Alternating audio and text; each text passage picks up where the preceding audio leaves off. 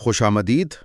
آج ہم تاریخ کے کچھ ایسے دلچسپ موڑوں پر نظر ڈال رہے ہیں جہاں چھوٹی سی بظاہر معمولی سی غلط فہمی یا کوئی غلطی بہت بڑے واقعات کا سبب بن گئی۔ جی بالکل، اور ہمارے پاس جو ذرائع ہیں وہ بتاتے ہیں کہ یہ کوئی انہونی بات نہیں تھی، اکثر ایسا ہوا ہے۔ ہاں، مطلب کبھی الفاظ کا غلط مطلب نکلا، کبھی کوئی منصوبہ بندی میں چھوٹی سی گڑبڑ ہو گئی۔ صحیح، یا پھر بس افراتفری میں، کنفیوژن میں کچھ ایسا ہو گیا جس نے تاریخ کا رخ ہی موڑ دیا۔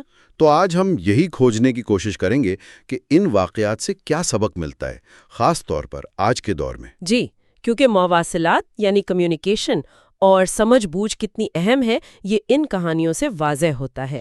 تو آئیے شروع کرتے ہیں۔ اچھا، پہلا معاملہ انگلینڈ کا ہے، قرون وسطیٰ کا۔ بادشاہ ہنری دوم اور تھامس بیکٹ دوست تھے، پھر دشمن کیسے بنے؟ دیکھیں، بنیادی وجہ تو طاقت کی کشمکش تھی۔ چرچ اور ریاست، کون زیادہ طاقتور ہے؟ بیکٹ پہلے بادشاہ کے کیا کہتے ہیں قریبی ساتھی تھے، چانسلر تھے۔ ہاں، یہ تو معلوم ہے۔ لیکن جب وہ کینٹربری کے آرچ بشپ بنے، جو کہ ایک بہت بڑا مذہبی اور سیاسی عہدہ تھا، تو وہ چرچ کے اختیارات پر زیادہ زور دینے لگے۔ اچھا، وہ سمجھتے تھے کہ پادریوں کے مقدمے شاہی عدالت میں نہیں، چرچ کی عدالت میں چلنے چاہیے۔ ہنری کو یہ بات پسند نہیں تھی، وہ چاہتا تھا کہ قانون سب کے لیے برابر ہو، بادشاہ کا اختیار سب سے اوپر ہو۔ تو یہ تو ایک طرح کا ادارہ جاتی ٹکراؤ ہو گیا۔ لیکن وہ غلط فہمی والا لمحہ کب آیا؟ ذرائع کہتے ہیں بادشاہ کے کچھ الفاظ۔ جی ہاں، وہیں بات بگڑی۔ کئی سال یہ تنازع چلتا رہا۔ ہنری بیکٹ سے بہت تنگ آ چکا تھا۔ ایک دن شدید غصے میں، فرسٹریشن میں، اس نے اپنے دربار میں کچھ ایسا کہہ دیا، کیا کوئی مجھے اس مصیبت زدہ پادری سے نجات نہیں دلائے گا؟ یا شاید اسی طرح کے کچھ الفاظ۔ یہ تو حکم نہیں لگتا، یہ تو بس غصے کا اظہار ہے۔ لیکن بادشاہ کی بھی تو ذمہ داری تھی نا، ایسے الفاظ مطلب لوگ غلط مطلب لے سکتے ہیں۔ بالکل، یہی تو بحث ہے، ذمہ داری کس کی تھی؟ بہرحال وہاں 4 نائٹس موجود تھے، بادشاہ کے وفادار۔ انہوں نے اسے آپ کہہ لیں حکم ہی سمجھا۔ اوہو، انہوں نے سوچا بادشاہ یہی چاہتے ہیں۔ وہ سیدھا کینٹربری گئے دسمبر 1170 میں اور بیکٹ کو کیتھیڈرل کے اندر ہی قتل کر دیا۔ اور پھر اس کا نتیجہ کیا نکلا؟ بادشاہ کے لیے تو برا ہوا ہوگا۔ بہت برا۔ پورے یورپ میں سکینڈل بن گیا۔ بیکٹ فوراً شہید قرار پائے۔ کینٹربری ایک اہم زیارت گاہ بن گئی۔ ہنری پر شدید دباؤ آیا، اسے باقاعدہ توبہ کرنی پڑی، ننگے پاؤں چل کر بیکٹ کے مزار پر معافی مانگنی پڑی، چرچ کو رعایتیں دینی پڑی۔ تو ایک لمحے کا غصہ اور اس کی غلط تشریح جان بھی گئی اور سیاست پر بھی گہرا اثر پڑا۔ واقعی الفاظ کا کھیل کتنا مہلک ہو سکتا ہے۔ اچھا، اب آگے چلتے ہیں، کافی آگے۔ 1914 سرائیویو، آرچ ڈیوک فرانز فرڈینینڈ کا قتل، پہلی جنگ عظیم کی فوری وجہ۔ یہاں کیا غلطی ہوئی؟ یہاں غلطی وہ آپریشنل قسم کی تھی۔ 28 جون 1914 آرچ ڈیوک اپنی بیوی کے ساتھ سرائیوو میں تھے۔ دن میں ان پر ایک بم حملہ ہوا، ناکام رہا۔ ہاں، یہ تو سنا ہے۔ تو حکام نے سوچا کہ انہیں ہسپتال لے جاتے ہیں زخمیوں سے ملنے، لیکن احتیاطاً راستہ بدل دیتے ہیں۔ ٹھیک ہے، یہ تو سمجھ آتا ہے، حفاظتی اقدام۔ تو غلطی کہاں ہوئی؟ کیا ڈرائیور کو نہیں بتایا؟ بس یہی گڑبڑ ہوئی۔ قافلے کے ڈرائیوروں تک، یا کم از کم آرچ ڈیوک کی کار کے ڈرائیور تک یہ بات ٹھیک سے یا وقت پر نہیں پہنچی کہ راستہ بدل گیا ہے۔ اچھا، تو ڈرائیور نے پرانے پلان کے مطابق ہی شہر کی ایک گلی میں موڑ لے لیا۔ یعنی وہ واپس اسی طرف موڑ گئے جہاں خطرہ ہو سکتا تھا۔ جی ہاں، جب کسی نے چیخ کر بتایا کہ یہ غلط راستہ ہے تو ڈرائیور نے گاڑی روکی تاکہ واپس موڑ سکے۔ اور بدقسمتی سے جس جگہ گاڑی روکی وہیں گیوریلو پرنسپ کھڑا تھا، وہی قاتل جو پہلے حملے میں ناکام رہا تھا۔ نہیں، اسے تو یقین ہی نہیں آیا ہوگا۔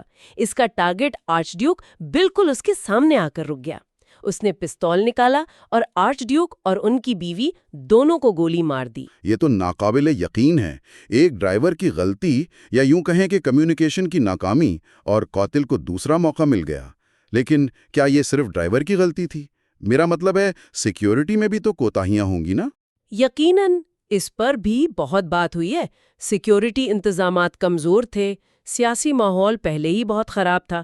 لیکن اس خاص لمحے میں یہ جو نیویگیشن کی غلطی ہوئی نا، جو کہ اصل میں کمیونیکیشن فیلئر تھا، وہ چنگاری بنی۔ اسی قتل کے بعد پھر وہ واقعات کا سلسلہ شروع ہوا۔ آسٹریا کا الٹیمیٹم، معاہدے، فوجیں، اور 1 مہینے میں یورپ جنگ کی آگ میں لاکھوں جانیں گئیں۔ تو دیکھیں، پہلے سے حالات خراب ہوں تو ایک چھوٹی سی غلطی بھی کتنی بڑی تباہی لا سکتی ہے۔ الفاظ سے لے کر راستوں تک نتائج بہت سنگین۔ اچھا، اب میدان جنگ کی طرف آتے ہیں۔ وہاں تو افراتفری ہوتی ہے، غلط فہمی کا امکان اور بھی زیادہ۔ ذرائع بتاتے ہیں 1788 کے آسٹریا ترکی جنگ، کیرن سیبس کی جنگ، یہ کیا تھا؟ دوستانہ فائرنگ؟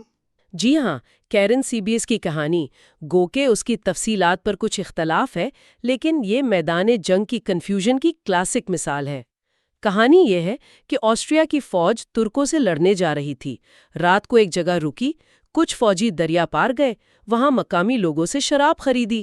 اچھا۔ پھر کچھ اور فوجی پہنچے، انہوں نے بھی شراب مانگی، بحث شروع ہو گئی، نشہ، اندھیرا، بات بڑھ گئی، گولیاں چل گئیں آپس میں ہی؟ لگتا تو یہی ہے، اور افراتفری میں شاید کسی نے چلا دیا ترک ترک۔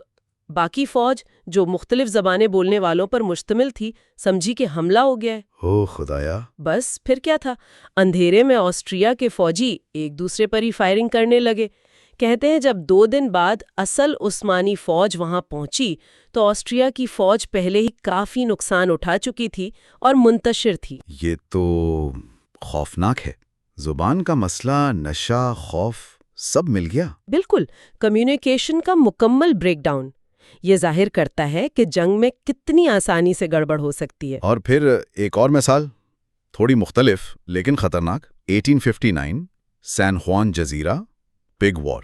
نام تو بڑا مزے کا ہے۔ ہاں، نام سے دھوکہ نہ کھائیں۔ یہ امریکہ اور برطانیہ کے درمیان ایک جزیرے کی ملکیت کا تنازع تھا۔ ہوا یہ کہ ایک امریکی کسان نے ایک سور کو گولی مار دی جو اس کے آلو کے کھیت میں گھس آیا تھا۔ ٹھیک ہے۔ مسئلہ یہ تھا کہ وہ سور ایک برطانوی کمپنی کے ملازم کا تھا جو وہاں رہتے تھے۔ اچھا، تو ایک سور پر جنگ، یہ کیسے ممکن ہے؟ نہیں، اصل میں سور تو بہانہ بنا، پہلے سے ہی علاقے پر تنازع جل رہا تھا، قومی وقار کا مسئلہ تھا۔ شکایتیں بڑھیں، فوجی آ گئے دونوں طرف سے، امریکی فوجی، برطانوی جنگی جہاز، آمنے سامنے۔ اوہ، یعنی معاملہ سنجیدہ ہو گیا تھا۔ بہت سنجیدہ، کئی ہفتے کشیدگی رہی، جنگ ہو سکتی تھی، لیکن خوش قسمتی سے دونوں طرف کے مقامی کمانڈروں نے سمجھداری دکھائی، براہ راست لڑائی سے گریز کیا، اور پھر سفارتکاروں نے معاملہ سنبھالا۔ کئی سال بعد سالسی سے فیصلہ ہوا کہ جزیرہ امریکہ کا ہے۔ تو اس پگ وار سے کیا سبق نکلا؟ یہ تو ایک طرح سے مذاقیہ بھی ہے۔ سبق یہ ہے کہ چھوٹے چھوٹے واقعات بھی قومی انا اور پرانے جھگڑوں کی وجہ سے خطرناک حد تک بڑھ سکتے ہیں، خاص طور پر اگر کشیدگی کم کرنے کا کوئی مؤثر طریقہ نہ ہو۔ یہ سفارتکاری اور تحمل کی اہمیت بتاتا ہے، چاہے وجہ کتنی ہی عجیب کیوں نہ ہو۔ صحیح کہا۔ ایک سور پر تو سفارتکاری کامیاب ہو گئی، لیکن کچھ دہائیوں بعد دنیا ایک ایسی غلط فہمی کے دہانے پر تھی جہاں ناکامی کا مطلب ایٹمی جنگ تھا۔ 1962 کیوبن مسائل بحران، یہاں کیا ہوا تھا؟ کیوبن مسائل بحران تو شاید وہ لمحہ تھا جب دنیا تباہی کے سب سے قریب پہنچی۔ سرد جنگ عروج پر تھی۔ سوویت یونین نے خفیہ طور پر کیوبا میں ایٹمی میزائل لگا دیے۔ امریکہ کو پتہ چلا تو کینیڈی نے کیوبا کا بحری محاصرہ کر دیا۔ جی۔ 13 دن تک شدید کشیدگی رہی، کئی بار ایسا لگا کہ بس اب جنگ شروع ہوئی، ایک غلط قدم، ایک غلط اندازہ اور سب ختم۔ ذرائع ایک سوویٹ آبدوز کا خاص ذکر کرتے ہیں، وہ کیا واقعہ تھا؟ ہاں، وہ بہت ہی ڈرا دینے والا واقعہ ہے۔